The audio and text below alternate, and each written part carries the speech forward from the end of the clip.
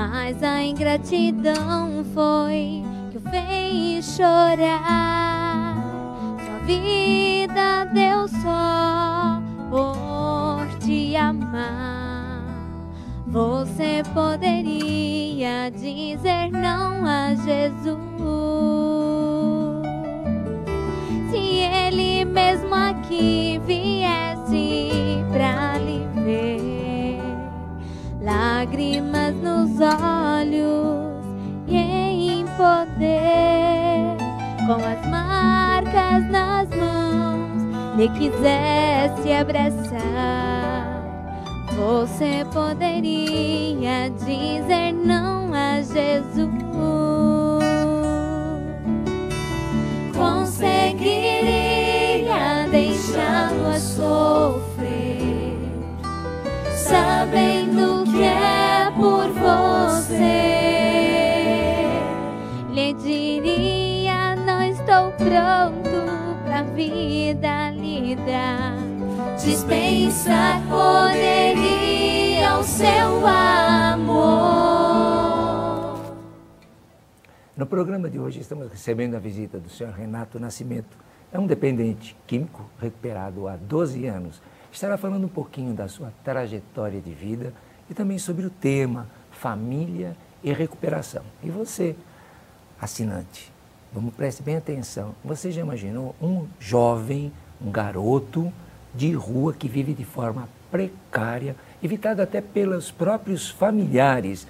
Você acredita que esse jovem possa vir a encontrar a felicidade, procurar a sua recuperação e estar bem nos dias de hoje? Você vai saber logo mais da própria pessoa. E se você tiver, assim, em dúvida, precisar de algum conselho, de uma orientação, entre em contato conosco através do e-mail programa.abc@netservicos.com.br ou pelo hotline 11 28 18 1700 e tire suas dúvidas. As minhas vou tirar agora com o próprio Renato. Obrigado pela presença, é um prazer tê-lo aqui com a gente e você conta um pouquinho da sua história. Você já viu que o tema hoje é família, recuperação e 12 anos nessa vida, chegar até onde você está, que eu sei que foi uma trajetória difícil, mas com sucesso, tenho certeza, porque você está aqui. Então me conte um pouquinho, que mesmo porque o nosso telespectador vai estar querendo saber como é que foi a vida do Renato, quando pequeno. Boa noite, Cláudio. A vida hoje, assim, em recuperação, né, sabe, assim, caminhando, tendo uma vida diferente, assim, quando eu me recordo, assim, da vida que eu tinha, né, na minha adolescência, eu até costumo brincar, assim, com meus amigos, com meus familiares, que eu era aquele rato de praia, né, porque eu vivia pela cidade, pulando de um lado para o outro, né, sem, assim, um rumo. E, na verdade, o porquê? Porque eu já vinha de uma família disfuncional, né, de um pai que era um pai boêmio, um pai que gostava da noite, que largou minha mãe, né, assim, com 2 crianças, eu e minha irmã, em um determinado período da minha vida. E eu comecei a buscar, né, essa necessidade daquele pai que eu teria, eu comecei a buscar essa necessidade na rua, né, onde que eu... Sabe assim, eu ia para a escola, minha mãe botava na escola e eu ficava aquele período e saía e ia para a rua. E ficava, né, em supermercado, até me lembro como se fosse hoje assim, naquela época era o Peralta, né, Jubeletro, Peralta, e eu ficava lá, né, tomando conta dos carros e pedindo dinheiro. Aí como eu comecei a conhecer, né, aqueles outros moleques que frequentavam aquele mesmo lugar, que eu comecei a ter o contato com... Na época era benzina, né, que até vendia em farmácia, né, naquela época era muito usado, né, as pessoas ingeriam muito, né, aquele componente químico. E foi quando eu comecei a ter esse contato, né, e o tempo foi passando. Que idade que você tinha na época? Eu tinha 12, 13 anos. E minha mãe, né, como toda mãe, acreditava, né, porque que eu estava na escola, ela acreditava porque ela tinha que trabalhar, né, na verdade... Ela era o pai, era a mãe, e ela tinha que sustentar eu e minha irmã. Então, ela pensava que eu estava na escola mesmo. Eu sempre fui um menino muito quieto, muito na minha, né, sabe assim, muito tímido. E foi quando eu comecei a me soltar, eu comecei a perceber que aquelas pessoas começaram a me curtir, porque, sabe, eu participava, eles me chamavam para sair, e tudo aquilo, aquela necessidade que eu sentia dentro da minha casa, porque minha mãe, ela não tinha o tempo, porque quando ela chegava, ela tinha os afazeres de casa, né? E meu pai nunca, né? Na verdade, eu pensava que meu tio era meu pai, porque ele que ia lá, ele que sempre estava, né, quando a gente precisava de alguma coisa, ele que estava presente. E o tempo foi passando e eu fui conhecendo, né, diversas pessoas, locais, e quando eu fui ver, eu já estava fumando vegetal, né, que é a maconha. Depois eu tive um contato com a química, e na época eu me lembro, né, que hoje eles falam, essa droga tem um nome forte, né, que é o crack. Antigamente não era crack, eles se chamavam de petilho, né, que era uma sobra da cocaína. E é onde que eu comecei a ingerir. E eu era muito menino, então era como se fosse um mascote, na verdade. Né? Por quê? Porque eu era de menor, né? Eu era tipo, como eles falavam, um aviãozinho. Né? Eu era aquela pessoa, ó, faz isso para mim, né? Vai ali, busca. Né? Muitas das vezes eu ficava passando o pano, né? A gente costuma falar, eu ficava olhando para ver se alguém, né, vinha vindo, se alguém se aproximava, e ficava ali, na verdade, usando a sobra, né? Ficava ali, na verdade, esperando que ele me desse um pouco de droga. E isso, o tempo foi passando, né? Eu fui crescendo, eu fui adquirindo uma idade, e eu comecei a já não voltar, renunciar à minha família, né? Eu não comecei a voltar para casa. Mas família praticamente você não tinha, pelo que você falou. Não. Era sua mãe, o seu tio que era um modelo, como se fosse o próprio pai. Seu pai não fazia visitas? Não, nunca fez. Você não lembra dele quando pequeno, lembra? Não lembro. Na verdade, eu não lembro nem de ter tido um aniversário, né, que ele estivesse presente e que ele tivesse pelo menos um telefonema. Das vezes que eu lembro era da minha mãe correndo atrás para que ele pagasse a pensão, mas na verdade assim, de presença, de conversa, de participar, nunca tive. E era esse tio? Era esse tio que fazia a vez do seu pai. Que fazia a vez do meu pai. E ele era pai, ele era irmão da mãe ou do teu pai? Não, ele era casado com a minha tia. Com a sua tia. Que é a irmã da minha mãe. E vocês moravam onde? Em Peruíbe. Em Peruíbe. Isso. E eles tinham uma participação mais ativa na sua vida?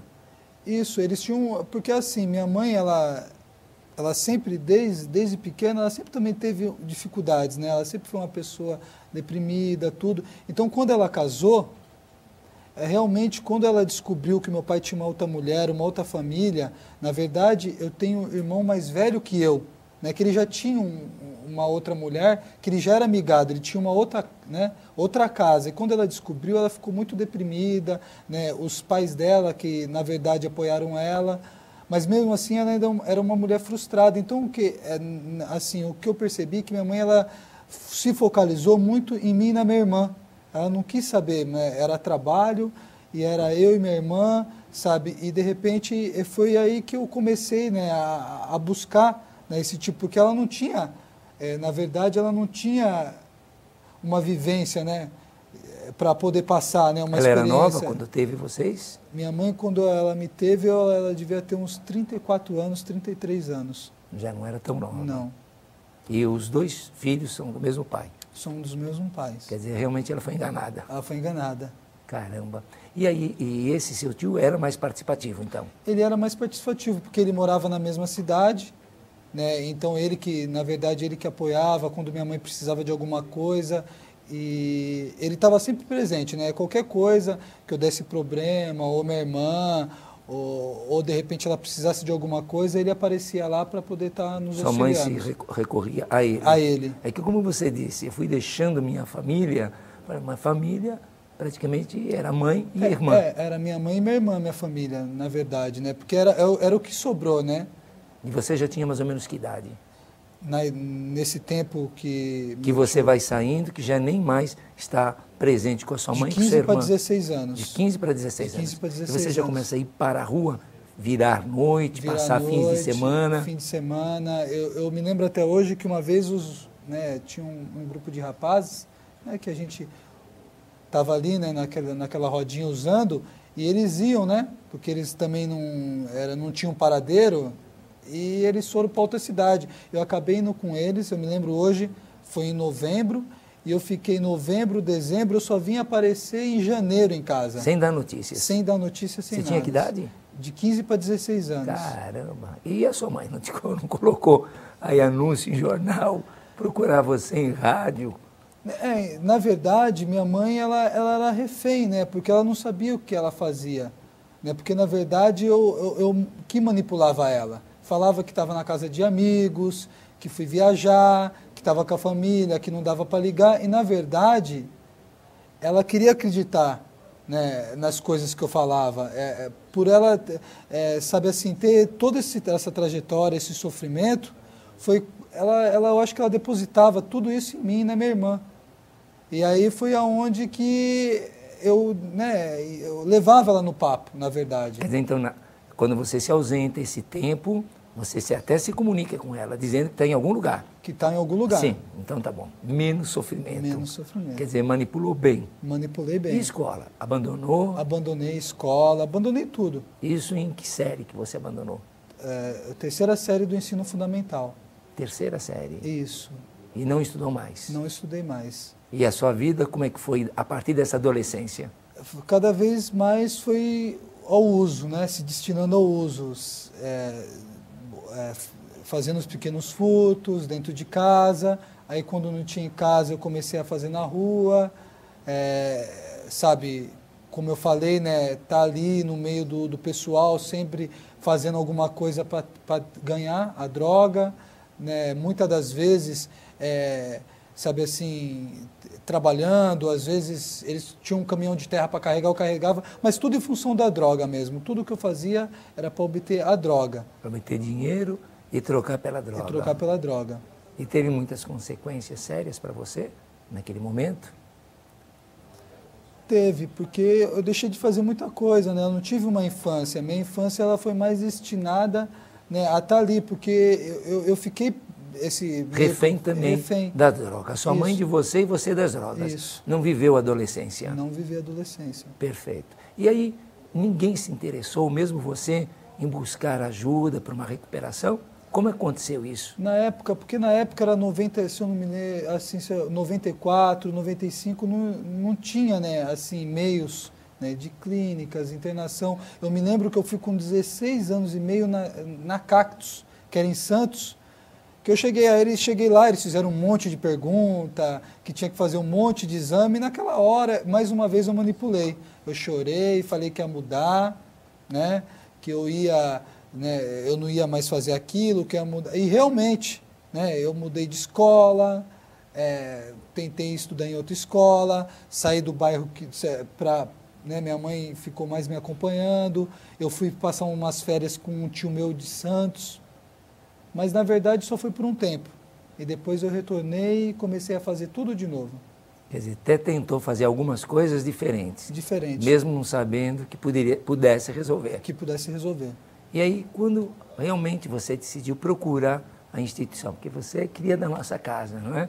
Veio muito garoto. Muito novo. Você devia ter que idade? 18 para 19 anos. 18 para 19 anos. Isso. Foi quando eu tive um problema com a justiça.